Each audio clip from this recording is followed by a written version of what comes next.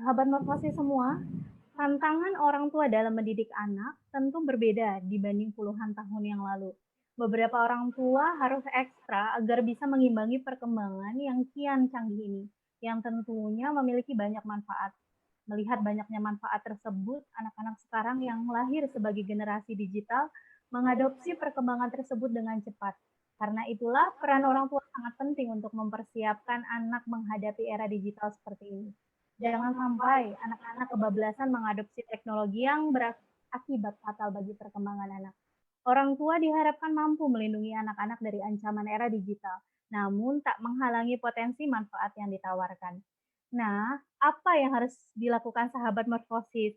Pada kesempatan hari ini, itu semua akan dibahas tuntas oleh narasumber kita yang sangat luar biasa. Narasumber yang pertama yaitu Dr. Aisyah Dahlan CHT. Beliau sebagai ahli dalam dunia parenting, konsultan penanganan dan penyalahgunaan narkoba, certified hypnotherapist, dan praktisi neuroparenting skill. Beliau lahir di Jakarta 17 Desember 1968. Beliau adalah sarjana kedokteran di Fakultas Kedokteran Universitas Hasanuddin Makassar. Program profesi dokter di Fakultas Kedokteran Universitas Gadjah Mada Yogyakarta. Drugs Abuse Counselor Training di Rumah Pengasih Kuala Lumpur Malaysia. Certified Clinical Hypnotherapist, Scientific AAG and Clinical Hypnotherapy di Adiway Gunawan Institute Mind of Technology Surabaya. Dari 2015 sampai saat ini sebagai Ketua Asosiasi Rehabilitasi Narkoba Indonesia atau AIRI, dan dari 2016 sampai saat ini sebagai Penasehat Unit Narkoba RSD Bayangkara Lemdikpol Jakarta.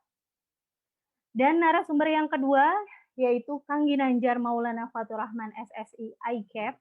Beliau akan berbagi ilmu dari sudut pandang konselor, praktisi, pendamping anak-anak gangguan jiwa, dampak dari gadget dan game online. Beliau menempuh pendidikan di S1 Fakultas Dirasat Islamiyah Universitas Al-Azhar Kairo, UIN Syarif Hidayatullah Jakarta. Dan beliau menempuh S2 di Fakultas Psikologi Universitas Indonesia. Saat ini beliau sebagai Supervisor Klinis dan Program Standarisasi Lembaga Direktorat PLRMKM BNN RI, Asesor LSP BNN, dan pimpinan Yayasan Madani Mental Health Care. Baik, sahabat Morfosis semuanya, untuk menyingkat waktu, langsung saja dalam acara inti, mari kita sambut juga dengan tepuk tangan yang meriah Dr. Aisyah Dahlan CHT. Kepada Dr. Aisyah Dahlan saya persilahkan. Terima kasih Mbak Erni. Mbak Erni Nurani, Masya Allah. Nurani, dok. Nurani, ya. Baik, bismillahirrahmanirrahim. Assalamualaikum warahmatullahi wabarakatuh. Waalaikumsalam warahmatullahi wabarakatuh. Suaranya Kang Gin tuh ya. Sehat bisa. Alhamdulillah. Ya baik, alhamdulillah rabbil alamin. Wassalatu wassalamu ala asyrafil anbiya'i wa mursalin wa ala alihi wa sahbihi ajmain, amma ba'du. Sahabat-sahabat semuanya, alhamdulillah sore hari ini kita jumpa ya. Hari Sabtu sore-sore masih mau ya ikut seminar. Ih, keren banget, Masya Allah. Tadi saya satu-satu saya baca ya di kolom chat, Masya Allah ada hampir di seluruh Indonesia nih yang hadir ya, Mbak Erni. Alhamdulillah. Iya dokter. Alhamdulillah saat ini sudah hadir 680 partisipan. Luar biasa, ya Allah, barokah ya. Dan Mbak Di, keren banget tadi paparannya, Masya Allah. Ini terima kasih aku dikasih kudung. Alhamdulillah. Masya Allah. Cocok nggak? Cocok ya? Ada. Alhamdulillah. Kita juga sama pakai dokter. Alhamdulillah. Wah, sama ya Mbak Erni ya. Ya, alhamdulillah. Kalau saya memang senang warna coklat. Alhamdulillah. Ya, baik semuanya. Terima kasih. Hari ini kita ada Kang Ginanjar juga. Alhamdulillah ini sahabat saya. Sahabat yang betul-betul berjuang bersama-sama ngurus narkoba. Kang Gin, tetap semangat Kang Gin. Amin, sehat bisa. Saya bagi dua aja ya. Kang Gin nanti cerita yang bahaya-bahayanya gadget aja ya. Ya, bisa. Yang seneng-senengnya aja ya. Baik, bisa. Baik. Ya, terima kasih panitia memberikan amanah pada kita untuk membahas tentang bekal wajib setiap orang tua dalam mendidik anak agar selamat dari ancaman era digital. Ancaman era digital ya. Baik, saya mohon izin untuk share screen karena mungkin lebih mudah pakai slide aja kita ceritanya ya. Bercerita di hari sore Sabtu sore ini. Ya, sudah kelihatan slide-nya? Kelihatan ya? Ya, baik, saya atur dulu sebentar. Ya. Saya kasih anonesin dulu ya, baik. Ancaman era digital. Waduh. Ya, kalau saya sih lebih senang nostalgia aja dulu nih. Barangkali ada yang umurnya sama dengan saya nih ya, yang lahir tahun generasi X ya. Baik. Jadi ya, ini kan ada perkembangan zaman yang luar biasa ya. Ini cuma diambil dari empat angka tahun aja, padahal sebetulnya dari dulu setiap zaman itu berkembang. Setiap zaman itu berkembang biasanya ditandai dengan sebuah teknologi, ya. Dan setiap zaman juga kalau ada teknologi baru itu jadi sebuah ancaman juga. Ya, ancaman kah atau tantangan? Ya, ini dia, ya. Kita flashback dulu, kita ke belakang, tahun-tahun ke belakang. Apa itu? Ya, saya senang sekali cerita tentang sesuatu itu berdasarkan sejarah, ya. Ya, ini. Era alfabet. Lama banget dong ini kita ngomongnya ya. Iya, ya. Jadi pada saat era alfabet dulu, ini juga menjadikan ancaman, bayangin. Alfabet A, B, C sampai Z ya, dan ada huruf yang lainnya ini ancaman loh dulu ini. Ya. Kok tahu Bu Aisyah ini ancaman ya?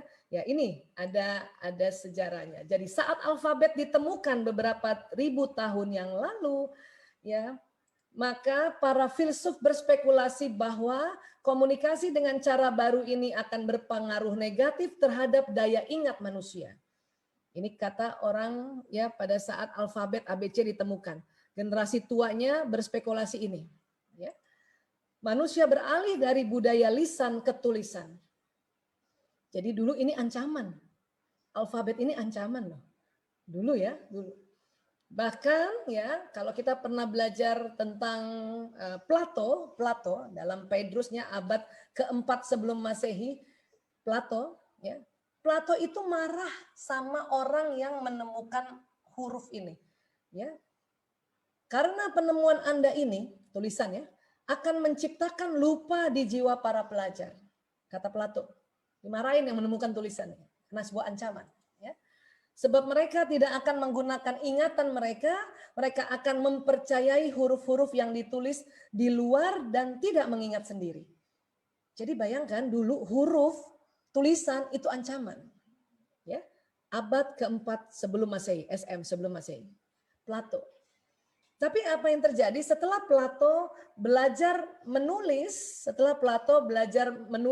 menggabung alfabet tadi menjadi kata dan menjadi kalimat, akhirnya Plato apa yang terjadi? Dia senang sekali menulis.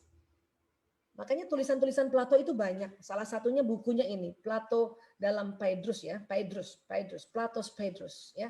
Nah, tulisan ini dia yang tulis sendiri.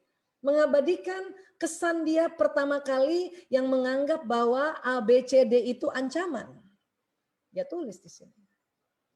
Sampai sini bisa sepakat dulu ya. Artinya setiap teknologi, kalau ada teknologi baru itu ancaman, dianggap ancaman. Jadi bukan ancaman digital saja, digital ini ancaman. Dari dulu pun ancaman. Bayangkan dulu teman-teman, orang-orang itu nulis itu nggak di kertas, ya, di batu. Ini batu. Ini adalah sebuah teknologi yang pada saat itu keren banget. Dan anak-anak muda tergila-gila membaca tulisan di batu. Ini belum ada kertas nih, batu. Kebayang nggak zaman dulu kenapa orang tua marah? Karena zaman dulu itu budayanya tuh lisan, ngomong, ya, ketemu orang, "Hai, apa kabar?" Kira-kira begitu ya. Nah, pas ketemu batu ini ada tulisannya, anak mudanya tunduk. Kalau ketemu orang tua anak mudanya tunduk. Sama nggak sama sekarang? Sama ya? Yang beda apanya? Medianya, teknologinya. Jadi zaman dulu ini keren banget tahu. Mungkin kalau orang-orang bercerita ya, mungkin kalau ceritanya panjang mungkin ada 10 batu ya dia bawa gitu. Ya. Tapi ini dianggap ancaman loh. Oke. Dan kemudian pada saat generasi kertas, sudah mulai kertas ditemukan. Ya, kertas dari papirus, ya, dari tanaman papirus yang kayak singkong itu dibikin kertas. Nah, orang tambah seneng baca. Kenapa? Kalau batu berat ini kertas kan lebih tipis, jadi lebih tebal lagi. Orang lebih senang nulis. Bahkan dulu yang namanya teknologi tulisan tuh kayak gini nih. Ini keren banget nih zaman dulu. Yang tadinya menjadi sebuah ancaman. Ya, kemudian menjadi sebuah tantangan, ya, huruf-huruf itu dibikin sedemikian rupa sehingga tulisannya bagus. Artinya setiap era itu ada ancamannya. Ini saya mau flashback dulu ya. Jadi bukan melulu digital ada ancamannya. Oke. Nah, sekarang ini pada zaman tahun 46 sampai 64 itu ya teknologi itu kayak gini ya. Saya waktu kecil banget lihat di kampung nenek saya itu ada telepon engkol kayak gini. Wah, itu kalau ada rumah yang ada telepon engkol kayak gini tuh udah keren banget tuh rumah itu tuh. Ya, ini kita nostalgia ya. Ini komputer zaman dulu segede gini. Ya, televisi kayak gini ya. Nah, ini tahun-tahun 61 79 sudah mulai canggih, ada telepon umum, ada telepon kayak gini warna-warni. Dan Martin Cooper adalah seorang karyawan Motorola yang dapat menciptakan atau menemukan satu penemuan yang luar biasa, yaitu telepon genggam. Ya, ditemukan tahun 1973.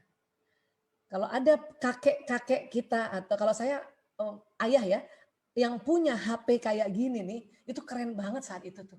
Canggih banget. Ya. Dan ini nggak murah loh zaman dulu ini. Sekarang HP kayak apa harganya ya, sangat murah ya. Dan tahun-tahun itu juga ditemukan ya seperti ini. Ya, PC, personal computer kayak begini itu, ya. TV zaman dulu nih ada Atari 2600 tahun 77 ini udah keren banget. Yang unik zaman dulu itu kalau TV rusak, goyang-goyang gambarnya supaya betul dipukul. Pak gitu. Ya. Saya ingat tuh waktu ibu saya bilang ya, ini kan goyang-goyang gambarnya. Nah, itu goyang-goyang gambarnya. Pukul di atasnya, dipukul. Bener ya. Sama zaman dulu, anak zaman dulu dipukul jadi bener. Kalau sekarang udah nggak cocok. Mana boleh televisi, laptop, atau komputer yang zaman sekarang kita pukul, malah hancur. Ya. Makanya ya generasinya juga anak-anaknya yang lahir di era sekarang itu nggak boleh lagi dipukul, nggak cocok. Ya. Nah, kemudian kita nostalgia lagi. Nah, ini zaman saya kecil nih. Ya, seneng banget main congklak, main bekel, main karangbol. Aduh, keren banget waktu itu. Monopoli, catur, catur sampai sekarang masih ada ya. Ini ya, non digital ya, ini menyenangkan sekali ya. Saya banyak ibu-ibu suka tanya, gimana Bu Aisyah supaya anak-anak nggak main gadget terus. Saya tanya sama ibu, Bu, di rumah ada mainan apa selain gadget? Aduh nggak ada Bu Aisyah. Saya tanya satu kali lagi, ada congklak nggak ada. Ada bekel nggak ada. Karangbol apalagi Bu Aisyah? Ya udah kalau gitu catur nggak ada. Monopoli nggak ada. Loh, gimana mau bisa kita mengalihkan anak-anak main gadgetnya ya kalau tidak menyiapkan permainan-permainan non digital. Tapi dia seneng main layangan. Syukur kalau memang begitu.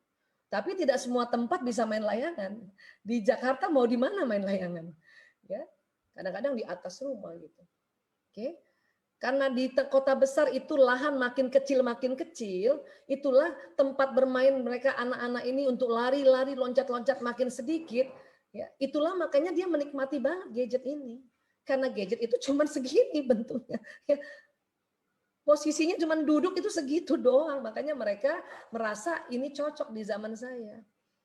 Tapi buat saya tetap kita perkenalkan permainan non-digital ini. Ya. Nah, zaman dulu nih kalau kita punya pager keren banget. Saya ingat saya waktu praktek di Rumah Sakit Sarjito di Jogja, kita pakai pager ini nih.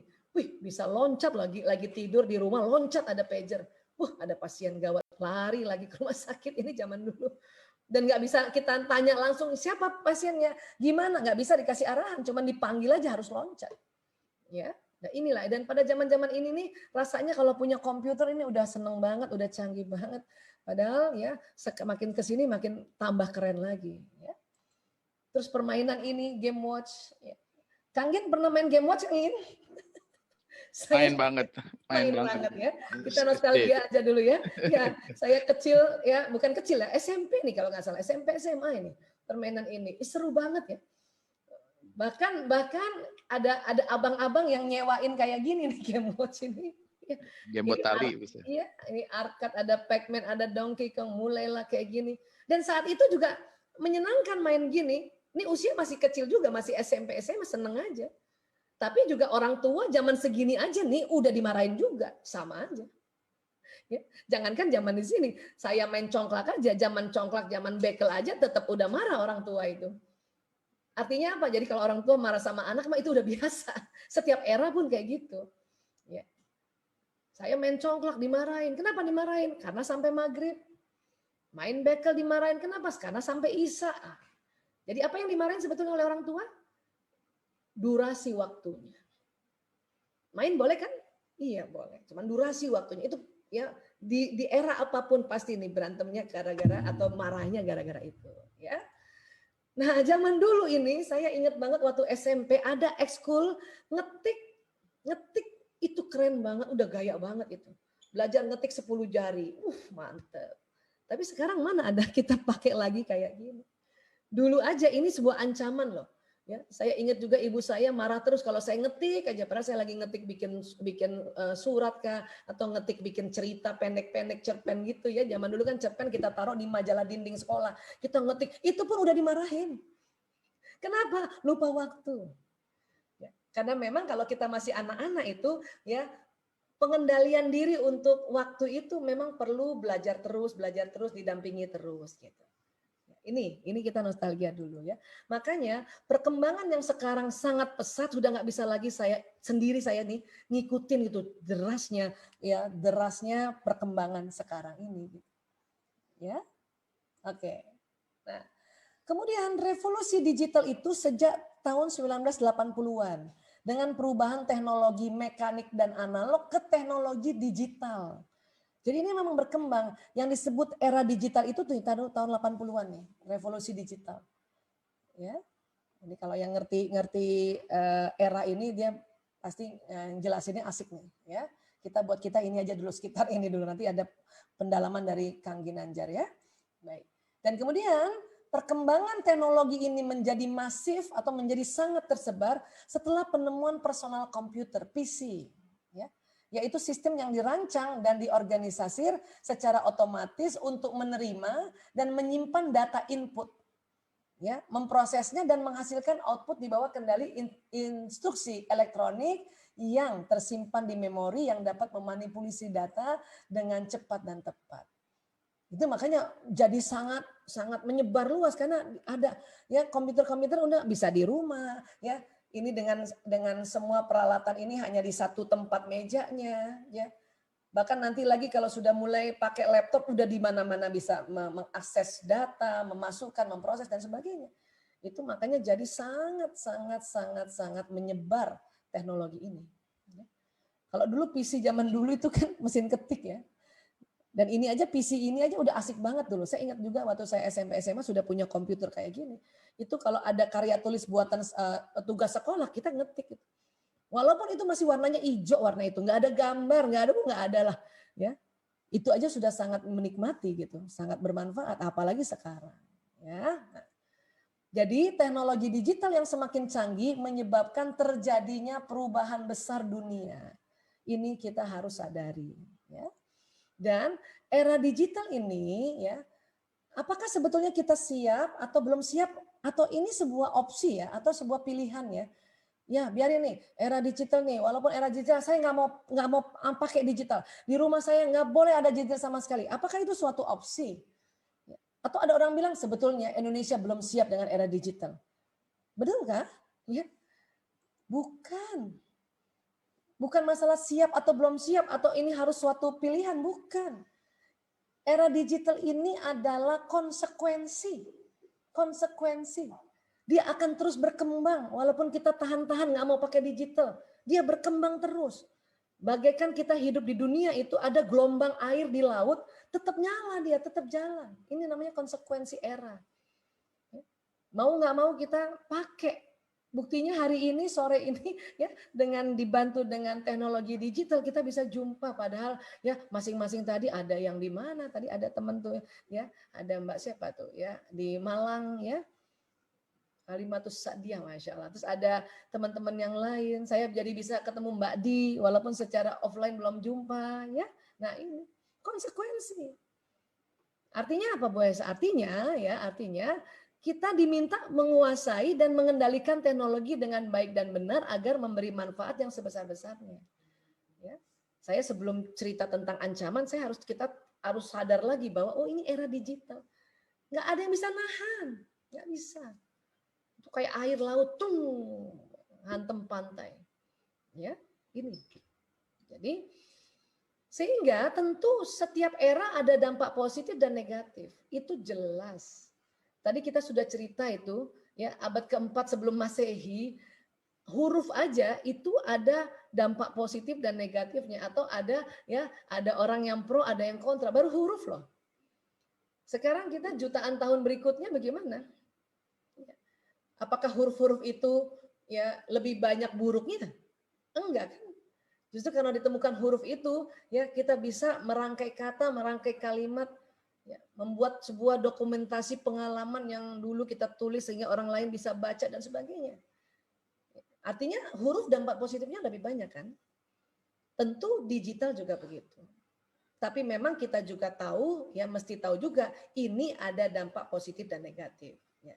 Kalau gitu kita pelajari gitu. Ya. Kita lihat dampak positifnya dulu. Apa sih era digital ini? Ini sebenarnya udah lama ya sumbernya ya. Tapi saya melihat ini masih sangat relate dengan kondisi saatnya. Nah ini UI yang meneliti ya. Apa? Lebih cepat dan lebih mudah mengakses informasi yang dibutuhkan. Ini dampak positif. Setuju? Setuju, saya mah setuju ya. Mempermudah proses dalam pekerjaan, setuju? Apalagi pandemi ini. Wah, saya kebayang kalau nggak ada teknologi digital, gimana nih? Udah nggak boleh keluar, harus rapat, harus juga lihat pasien, konsultasi, dan sebagainya. Oke, ini dampak positif. Apalagi dampak positifnya? Muncul media berbasis digital sebagai sumber pengetahuan dan informasi.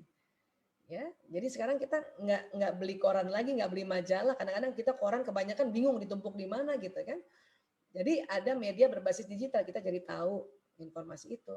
Apalagi meningkatnya SDM, sumber daya manusia melalui pengembangan dan pemanfaatan teknologi. Jadi kita kadang nih nggak sekolah formil saja bisa belajar lewat digital ini. Ya. Jadi SDM kita, sumber daya manusia kita bisa ya meningkat. Ya, ini. Kemudian apalagi muncul berbagai sumber belajar online. Perpustakaan online. Nah sekarang pas pandemi belajar online benar-benar pakai digital ini. Kalaupun sampai sulit pakai digital karena sinyal atau mungkin gadgetnya yang belum ada, mau nggak mau ya terpaksa pakai buku standar atau buku-buku yang ada di rumahnya ya. Tapi itu tadi belajar online hampir seluruh dunia sekarang ini pakai digital ya. Apalagi munculnya e-business. Elektronik bisnis seperti toko online, menyediakan berbagai barang kebutuhan dan mudah mendapatkan. Saya kebayang lagi pandemi gini, kemudian nggak ada online kayak apa itu ya. Ya inilah dampak positifnya. Oke, banyak kan dampak positifnya. Nah sekarang dampak negatifnya, ya ini juga sudah diriset. Ya. Ancaman pelanggaran hak kekayaan intelektual karena akses data dan yang mudah dan menyebabkan plagiatis akan melakukan kecurangan. Ini nih, karena saking mudahnya ambil informasi, mudahnya copy paste, diambil terus tidak dikasih sumbernya. Ya. Kadang-kadang bikin karya tulis, ada karya tulis orang nih kita pakai ini aja ganti nama, itu plagiat gitu. Itu dampak negatif sebetulnya. Dampak negatif. Itulah makanya kalau bisa-bisanya kalau kita pun mengutip informasi kasih tahu dari mana itu. Ya. Kemudian apalagi ancaman terjadinya pikiran pintas di mana anak-anak terbiasa berpikir pendek dan hanya mau membaca yang ringkas. Ya, teman-teman, Bapak Ibu, kita mau cari apa aja silakan searching di Google. Ya, keren banget itu. Tapi memang yang ringkas-ringkas. Ya, ini dianggapnya negatif oleh sebagian orang, sebagian ahli. Kalau saya sih menganggap ya itu cara cepat juga untuk mengetahui sesuatu secara ringkas. Nggak apa-apa juga sebetulnya ya. Cuman itu tadi kita ajarkan anak untuk, nak kalau lebih dalam baca bukunya ya nak, baca literaturnya ya nak, gitu. Ya tinggal kita ajarin. Terus apa lagi? Ancaman penyalahgunaan pengetahuan untuk melakukan tindakan pidana. Ini nih. Ini ancaman era digital nih banyak yang gini nih. Ya. Terus apa lagi? Ya. Tidak mengefektifkan teknologi informasi sebagai media atau sarana belajar. Misalnya sudah mendownload e-book tetapi masih mencetaknya. Jadi tren digital itu sebetulnya ingin paperless. Artinya tolong tidak terlalu banyak pakai kertas. Ya, makanya itu tadi buku-buku semua di elektronik. Ya, koran semua udah di elektronik, majalah supaya nggak terlalu banyak pakai kertas. Cuman karena mungkin kayak saya ya, era yang saya ya, udah kebiasaan apa-apa kertas, e-book itu nggak cukup, pasti kita print lagi. Kita print lagi ya. Padahal itu sebetulnya itu nggak efektif. Ya, ini menurut ya para ahli, terutama dari UI, mengumpulkan apa dampak negatifnya. Kalau kita lihat tadi cuma 4 ini dampak negatifnya. Tadi ya dampak positifnya itu ada sekitar 8, 2 kali daripada dampak negatif. Ya. Dan kalau kita bicara tentang ancaman era digital, itu kita akan bicara ini. Ya. Apa itu Bu Aisyah? Ini ancaman era digital. Ya. Kayak apa? Nah, satu, ini yang disebut ancaman pencurian identitas.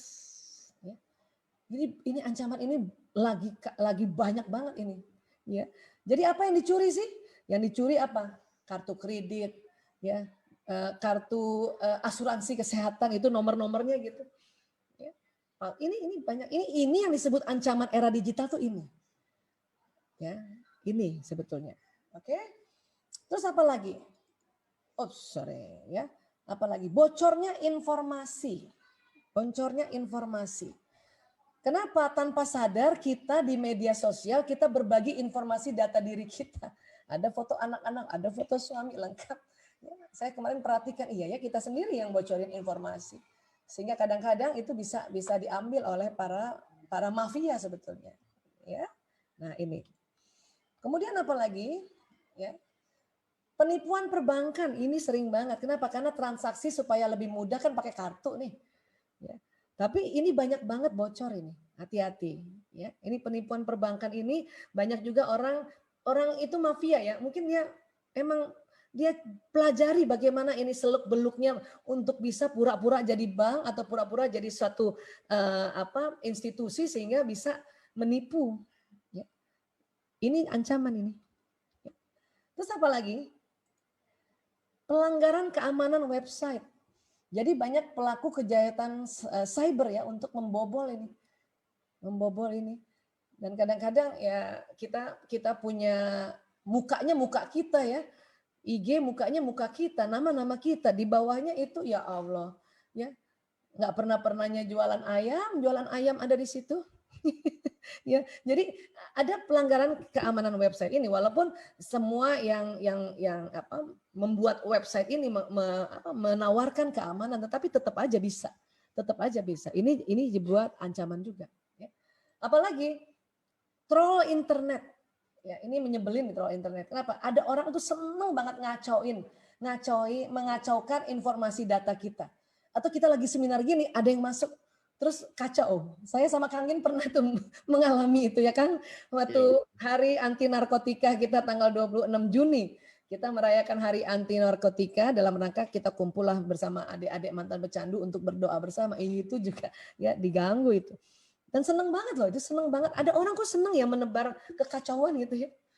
Nah ini 5 ancaman di era digital ini yang kalau kita bicara tentang ancaman era digital. Ya. Nah terus apa yang harus kita lakukan sebetulnya? Tadi kan kita sudah belajar ya, kita tahu bahwa setiap era ada ancamannya. Berikutnya adalah sadar juga bahwa kita ini generasi berbeda orang tua dengan anaknya. Ya, ini beda-beda nih. Saya saja di generasi X tahun 65 sampai 79. Ya. Kang Gin di generasi apa Kang? Mbak Di umur berapa Mbak Di? Mbak Di lahir tahun berapa Mbak Di?